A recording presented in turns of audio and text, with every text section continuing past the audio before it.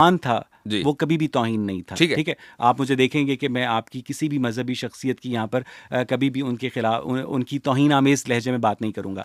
मैंने आपसे ये कहा कि आपने अपनी गुफ्तगू में ये कहा कि मेरे नज़दीक इस कायनात का खालिक वही मजहबी अल्लाह है जो कि कुरान का जो है मुसन्निफ़ है। तो फिर आपने ये कहा कि हम पहले खुदा की आइडेंटिटी पर बात करते हैं, खुदा के वजूद पर बात करते हैं और फिर उसकी आइडेंटिटी पर बात करते हैं। और फिर जब मैंने आपसे उसकी अदम में मौजूदगी का सबूत मांगा तो आपने मुझे नहीं दिया। मुझे मेरे मुंह में डाले कि मैंने नहीं दिया।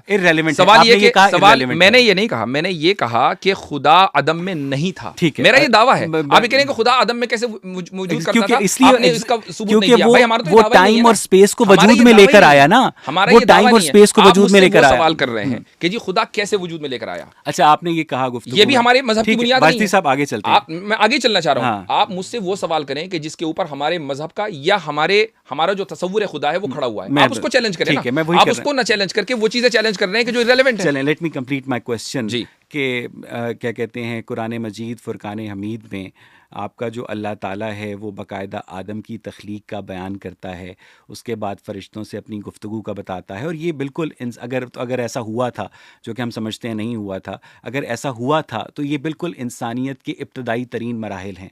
ठीक है, और अगर इंसानियत के इब्तदाई इन मराहिल को डिस्क्राइब किया जा रहा है एक किताब में, तो मैं तो अगर नहीं भी मानता वाजदी साहब, तो मैं उसी आदम की औलाद हूँ। ठीक है, मैं आप भी उसी आदम की औलाद हैं। अगर क्या कहते हैं, अगर वो है तो जो एक कुरान मजीद के अंदर अल्लाह ताला आदम की तख्लीक के किस्से को इतना इम्पॉर्टेंट समझता है, अपनी गुफ्तगू को इतना इम्पॉर्टेंट समझता है, तो वो तो ये बता सकता था ना कि मैंने आदम के साथ किस लैंग्वेज में गुफ्तगू की।